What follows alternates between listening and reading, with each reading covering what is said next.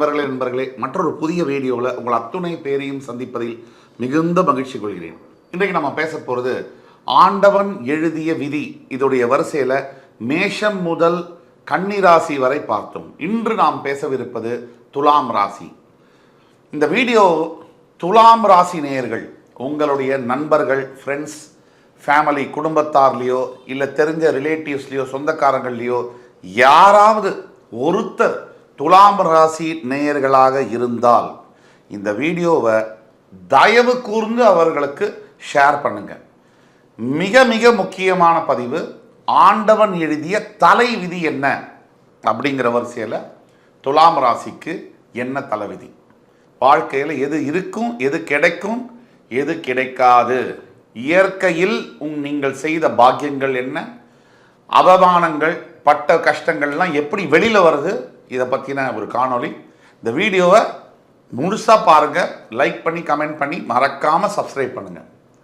இன்னொரு முக்கியமான விஷயம், இந்த வீடியோவை எப்படி தொகுத்து வழங்க போகிறோம் அப்படின்னா, புல்லட் பாயிண்ட்ஸில் குணாதிசயங்கள் என்ன, துலாம் ராசி நேயர்களுடைய கேரக்டர்ஸ் இது என்ன, கேரக்டரிஸ்டிக்ஸ் இது என்ன, அடுத்தது ஆண்டவன் எழுதிய விதி என்ன. ஒவ்வொரு ராசிக்கும் ஒவ்வொரு தலைவிதி உண்டு. உங்களுடைய தலைவிதி என்ன, அடுத்தபடியாக வாட் யூ கேன் எக்ஸ்பெக்ட், நீங்கள் எதை எதிர்பார்க்கலாம், அது ரொம்ப தெளிவாக சொல்ல போகிறோம். அதற்கு அடுத்தது ரெமெடிஸ், தீர்வுகள் என்ன. இந்த 4 பகுதிகளாக இந்த காணொளி என்பது நாங்கள் வகுத்து தரவிருக்கிறோம். முதலாவதாக குணாதிசயங்கள். துலாம் ராசி, சனி பகவான் உச்சம் பெற்று சுக்கிர பகவான் மூலத்திரியோடம் அடைகின்ற துலாம் ராசி. இந்த துலாம் ராசியில் பார்த்தீங்கன்னு சொன்னால் ரொம்ப அருமையான ஒரு ராசி. பல வகைகளில் தர்மம் மீறாமல், தர்மம் என்பது மிக மிக முக்கியம். 12 ராசிகளும் ஆண்டவனுக்கு உட்பட்ட கிரகங்கள் அமைக்கக்கூடியது. இந்த கிரகங்கள் 9 கிரகங்கள் 12 ராசிகளில் எப்படி உட்காருது, 27 நட்சத்திரங்களை எப்படி உள்வாங்கிறது, இதுதான் ஜோதிடம். ஜோதி அகம் என்பது ஜோதி இடமா மாறுது. ஜோதி அகம்னா, அகம் என்பது அறிவை குறிப்பதாகும், அகத்தை குறிப்பதாகும், புத்தியை குறிப்பதாகும். ஜோதினா ஆத்மா. ஸோ இந்த துலாம் ராசி 7ஆம் வீடு மிக மிக மிக சிறப்பான வீடு. வயிற்று பகுதி, அடி வயிற்று பகுதியை குறிக்கக்கூடியது தான் துலாம் ராசி. ஒரு உடல் எடுத்தீங்கன்னா அடி வயிற்று பகுதியை குறிக்கக்கூடியது துலாம் ராசி. இந்த அடி வயிற்று பகுதி எவ்வளவு முக்கியமானது. ஒரு சாப்பாடு எது சாப்பிட்டாலும் ஜீரணம் எங்கே, அடி வயிற்று பகுதி. இந்த ஜீரண சக்தி இல்லைன்னு சொன்னால் எல்லாமே இல்லை. அடி வயிற்று பகுதியில் எத்தனை முக்கிய உறுப்புகள் இருக்கு, அதை குறிக்கக்கூடிய துலாம் ராசி. இன்னொரு பிராக்டிக்கலாக பார்த்தோம்னா, துலாம் ராசி நேயர்களுக்கு தர்மம் மாறாமல் இருக்கக்கூடிய குணம் உண்டு. இது எப்படி சொல்றோம், சனீஸ்வர பகவான் தர்மத்திற்கு காரகன். ஒரு மனிதர் பிறவி எடுத்து செய்யக்கூடிய நல்லது கெட்டதை எல்லாம் அளந்து ஆராய்ந்து அவரவர் தர்மத்திற்கேற்ப அவருக்கு பலனை கொடுக்கக்கூடியவர் தான் சனி பகவான். ஒரு எடுத்துக்காட்டுக்கு கடகம், சிம்மம் இந்த ராசிகளுக்கு கூட சனீஸ்வரன் நல்லதை செய்வார். எப்பொழுது செய்வார், ஒருவேளை நீங்கள் கடகத்திலோ சிம்மத்திலோ ராசி, நீங்கள் தர்மத்தை கடைபிடித்து வந்திருக்கிறீர்கள் அப்படின்னா சனீஸ்வரன் 7.5 சனியாக இருந்தாலும் அஷ்டம சனியாக இருந்தாலும் கோடிகளை உங்களுக்கு கொட்டி கொடுப்பார். பதவிகளில் உங்களை அமர்த்தி அழகு பார்ப்பார். ஒரு எடுத்துக்காட்டுக்கு நரேந்திர மோடிஜி, நம்முடைய பாரத பிரதமர், அவருடைய 7.5 சனி காலகட்டத்தில் தான் அவர் பதவியை முதலமைச்சராக உட்கார்றார். 7.5 சனி காலகட்டங்களில் பிரதமர் ஆறார். இது எப்படிங்க, இது 7.5 சனி ஒருத்தருக்கு இருக்கும்பொழுது அவர் பிரதமராகவோ முதலமைச்சராகவோ ஒரு சாதாரண விளிம்பி நிலையில் இருக்கக்கூடிய ஒரு மனிதர்.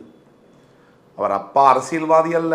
இப்படி பல எந்த பின்புலமும் இல்லாமல், பணபலம் இல்லாமல் ஒருவர் வரக்கூடுமா, வர முடியுமா? இது நடைமுறையில் உள்ள ஒரு எக்ஸாம்பிளை உங்களுக்கு சொல்லி காமிக்கும். அடுத்தது துலாம் ராசி என்பவர்களுடைய குணாதிசயத்தில் ரொம்ப முக்கியமான குணாதிசயம் உழைப்பு, கடின உழைப்பு. உலகம் உருண்டு விரண்டு போனாலும் சரி, எது இருந்தாலும் இல்லைனாலும், மழை கொட்டினாலும், சுளீர்னு வெயில் 42 டிகிரியில் அடித்தாலும் உழைப்பு உழைப்பு, இது இவர்களுடைய தாரக மந்திரம்.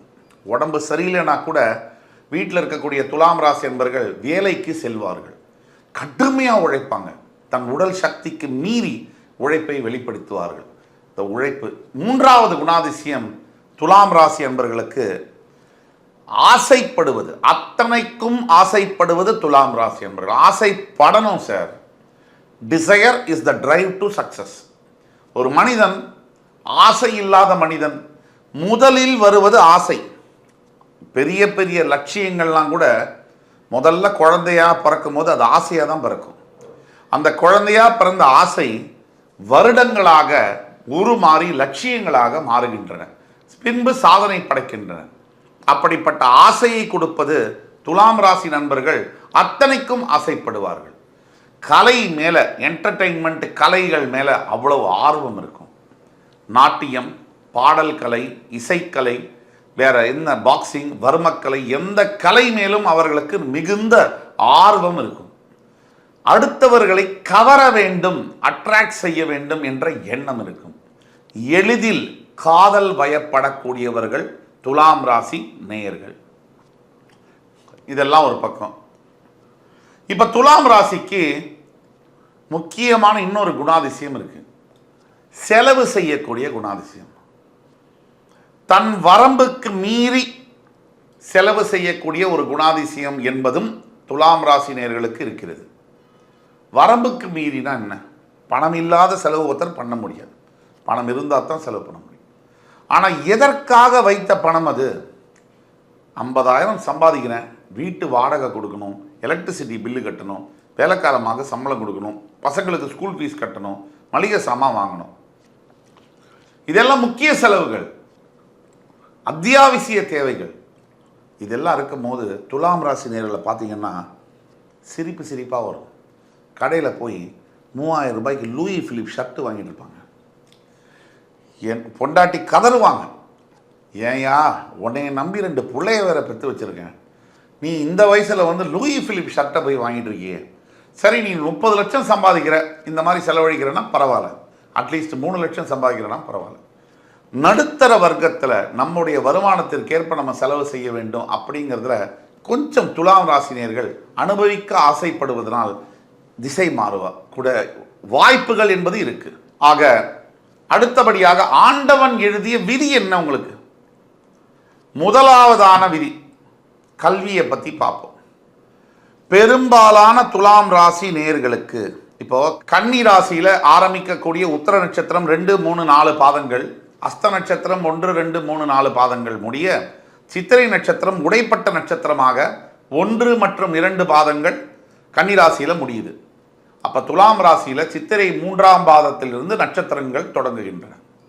சித்திரை 3, 4 பாதங்கள், மறுபடி சுவாதி ராகுவுடைய நட்சத்திரமான அது 3, 2, 3, 4 பாதங்களும் பதிய, சுவாதிக்கு அப்புறமா விசாக நட்சத்திரம் 1, 2, 3 பாதங்கள், அதாவது 9 பாதங்கள் கரெக்டாக தொடக்கும். அப்போ சித்திரை உடைப்பட்ட நட்சத்திரம், மறுபடி சுவாதி 4 பாதங்களும் துலாம் ராசியில் சுக்கிரனுடைய வீட்டில். சுக்கிரனுடைய வீட்டில் யாரெல்லாம் வராங்க? செவ்வாய், சித்திரை நட்சத்திரம், சுவாதி ராகுவுடைய நட்சத்திரம், விசாகம் குரு பகவானுடைய நட்சத்திரம். இதில் ரொம்ப முக்கியமான ஒரு பாயிண்ட் இருக்கு. உங்களுடைய தலைவிதியில் குரு பகவானுடைய விசாக நட்சத்திரம் 1, 2, 3 பாதங்கள் வந்தாலும் கூட குரு பகவான் உங்களுக்கு விரோதி கிரகம், உபஜயஸ்தானம் 6ஆம் இடம், கொடிய விரோதியாக உங்களுக்கு குரு பகவான் ருணரோகஸ்தானத்திற்கு அதிபதியாக வருகிறார். ஆக அவருடைய நட்சத்திரமான 3 நட்சத்திரங்களும் உங்களுடைய ராசியில் பதிந்தாலும் கூட அதில் 1ஆம் பாதம் மற்றும் 3ஆம் பாதத்தில் பிறக்கக்கூடியவர்கள் அதீத கல்வி திறனை பெறுகிறார்கள் என்பதே உண்மை. விசாக நட்சத்திரம் 2ஆம் பாதத்தில் பிறக்கக்கூடியவர்களுடைய தலைவிதியில கல்வி மறுக்கப்படுகிறது. இளம் வயதிலேயே பெரும்பாலான விசாக 2ஆம் பாதத்தில் பிறந்தவர்களுக்கு கல்வி என்பது தடுக்கப்படுகிறது. ஏதோ ஒரு வகையில் தான் படித்ததை நினைத்ததை படிக்க முடியாமலோ, நான் நினைத்த இடத்தில் எனக்கு சீட்டு கிடைக்காம படிக்க முடியாமலோ போகிறது. குடும்ப பிரச்சனை காரணமாகவோ, தந்தையர் தாய் அடிச்சுக்கிறது காரணமாகவோ, பண வசதி இல்லைங்கிறது காரணமாகவோ தரமான கல்வி, தகுதியான கல்வி மறுக்கப்படுகிறது. இது ஒன்று, தலைவிதி நம்பர் 1. இதில் சித்திரை நட்சத்திரம் உள்ள வருது. சித்திரை 3-4 பாதங்களில் வரவங்க திசை மாறுது கல்வியுடைய பயணத்தில். ஏதோ பண்ண போய் படித்தது ஒன்று, வேலை பார்க்கறது ஒன்று, இப்படியாக திசை மாறுது என்பது தலைவிதி. இதில் சுவாதி நட்சத்திரம் 1, 2, 3, 4 பாதங்களில் பிறக்கவர்களுக்கு பயோடெக்னாலஜி மற்றும் மருத்துவத்துறையில் படிப்பதற்கான வாய்ப்புகள் கிடைக்கிறது. ஒட்டுமொத்தத்தில் செவ்வாயுடைய 3, 4 பாதத்தில் பிறப்பவர்களுக்கு, சித்திரை நட்சத்திரத்தில் துலா ராசியில் பிறப்பவர்களுக்கு சட்டத்துறை, வக்கீலுக்கான படிப்பு, நீதிபதியாக வருவது, அரசாங்கத்தில் காவல்துறையில் பணியாற்றுவது போன்ற வாய்ப்புகள் கிடைக்கிறது. இந்த மாதிரியான தலைவிதி என்பது துலாம் ராசினர்கள் அடைகிறது. இரண்டாவது, எழுதி வச்சுக்கோங்க, துலாம் ராசியில் இருக்கக்கூடியவர்களுக்கு 3ஆம் இடம் தனுசு. இந்த 2ஆம் இடத்துக்கு முதல்ல வந்துடுவோம். துலாம் ராசியிலேயே என்னென்ன நட்சத்திரங்கள் வருது, அதனால் என்ன தலைவிதிங்கிறத பார்த்தோம். துலாம் ராசிக்காரர்களுக்கு முக்கிய தலைவிதி குழந்தை பருவம், சைல்ட்ஹுட்டில் பல துன்பங்களை அனுபவிக்க வேண்டிய ஒரு சூழ்நிலை என்பது வருகிறது. தாய் தந்தையரை பிரிந்து அல்லது சிங்கிள் பேரண்ட் அப்ரிங்கிங் என்று சொல்லக்கூடிய ஒரே ஒரு அம்மாவோ ஒரு அப்பாவோ வச்சுக்கிட்டு அவங்க அம்மாவை மிஸ் பண்ணுறதோ அப்பாவை மிஸ் பண்ணுறது மாதிரியான சூழ்நிலைகள் இருக்குது. இல்லை சொந்த ஊரை விட்டு எங்கோ தங்கி செதறிப்போன ஒரு உறவுகளாக இந்த மாதிரியான வாழ்க்கைகள் இருக்கக்கூடிய வாய்ப்புகள் துலாம் ராசியில் பிறந்த நேயர்களுக்கு குழந்தை பருவத்தில் இருக்கு. அடுத்தது 2ஆம் இடம் என்று சொல்லக்கூடிய விருச்சிகத்திற்கும் 7ஆம் இடம் என்று சொல்லக்கூடிய மேஷத்திற்கும் செவ்வாயே அதிபதியாக வருவதனால் இந்த துலாம் ராசி என்பது சரராசி என்று அழைக்கப்படுகிறது. இந்த சரராசிக்கு பார்த்தீங்கன்னா 2க்கும் 7க்கும் இடத்திற்கு உடைய அதிபதி மாரகாதிபதி. ஆக இதில் முக்கிய பாயிண்ட் என்ன? 2ஆம் இடம் தனம், வாக்கு, குடும்பம். 7ஆம் இடம் திருமணம், திருமண வாழ்க்கை, வாழ்க்கை துணை, இதையெல்லாம் குறிக்கக்கூடியது. இப்போ 2த்துக்குமே செவ்வாய் மாரகாதிபதி வருவதனால துலாம் ராசியுடைய மற்றொரு முக்கிய தலைவிதி திருமண வாழ்க்கை என்பது துலாம் ராசிக்கு நிம்மதியான வாழ்க்கை என்பது கிடைப்பது என்பது அரிது. Rare of the rarest. பெரும்பாலான 80% ஆஃப் த துலாம் ராசினியர்களுக்கு மனைவியின் கணவனோ எப்படி இருப்பாங்க வாழ்க்கை துணைனா, இந்த பிரெட்டும் பன்னும் பிச்சு பிச்சு திம்போம் இல்லையா, அந்த மாதிரி உங்களுடைய மூளையை உங்களுடைய வாழ்க்கை துணை அப்படியே மெதுவாக பிச்சு பிச்சு திம்பாங்க. சரி விட்டுட்டு போயிடலாம், இந்த கல்யாண வாழ்க்கையே வேணாம் அப்படின்னு நீங்கள் நினச்சிங்கன்னா அதுவும் சாத்தியமில்லை. விடவும் மாட்டாங்க, டைவர்ஸும் கொடுக்க மாட்டாங்க. உங்களை வச்சு செய்யக்கூடிய அளவில் 175 முதல் 80% துலாம் ராசி என்பவர்கள் வாழ்க்கை எப்படி நடத்துறீங்க அப்படின்னா, நடந்துருச்சு கல்யாணம், குழந்தைங்களும் ஆயிடுச்சு, சமுதாயத்திலும் ஒத்துக்கிட்டாங்க. இப்போ நாம தான் இதுவரைக்கும் 15 வருஷம் 20 வருஷம் வாழ்ந்துட்டோம், சொச்சம் உள்ள 15 வருஷத்தையும் வாழ்ந்துட்டு போயிடுவோமே இப்படின்னு சமாளிச்சுக்கிட்டு வாழற துலாம் ராசி அன்பர்கள் தான் லட்சக்கணக்கில் இருக்காங்க. இது மறுக்க முடியாத உண்மை. இது உங்களுடைய தலைவிதி. 3, உங்களுடைய உபதேசஸ்தானத்திற்கும் உங்களுடைய 6ஆம் இடத்திற்கும் குரு பகவானே அதிபதியாக வருவதனால் நீங்கள் எடுக்கக்கூடிய முயற்சியானது டக்குன்னு அது ஓகே ஆகி பாசிட்டிவாக முடியாது. ஒரு விஷயத்தை நீங்கள் ஜெயிக்கணும்னா பல தடவை முயற்சி பண்ண வேண்டிய ஒரு சூழ்நிலை இருக்குது. இது உங்களுடைய தலைவிதி. மற்றவங்களாம் ஒரு தடவை முயற்சி பண்ணக்கூடிய ஒரு விஷயம் நீங்கள் 10 தடவை பண்ணால் தான் உங்களுக்கு கிடைக்கிற மாதிரியான அமைப்பில் இருக்குது. அடுத்தபடியாக உங்களுடைய 4ஆம் மற்றும் 5ஆம் இடத்திற்கு சனி பகவான் வருவதனால், அவர் உங்கள் ராசியில் உச்சம் பெறுவதனால் பெரும்பாலான துலாம் ராசி நேயர்கள் 35 வயதிற்கு பிறகே, ஏன் 40 வயதிற்கு பிறகே நல்ல வாழ்க்கையை பெறுகிறார்கள். நல்ல ஸ்டாண்டர்ட் ஆஃப் லிவிங், வாழ்க்கை தரம் என்பது உயரும். சனி பகவான் மந்தகாரகன் அப்படிங்கிறதுனால வாழ்க்கையில் பிற்பகுதியில் தான் சோம்பேறித்தனமாக வந்து நல்லதை செய்வார். எப்படின்னா, நிறைய இம்மூவபிள் ப்ராப்பர்ட்டிஸ், அதாவது நிலம், வீடு போன்றதை நிறைய சேர்க்கக்கூடிய யோகம் துலாம் ராசி நேயர்களுக்கு இயற்கையிலேயே அந்த தலைவிதியானது இருக்குது.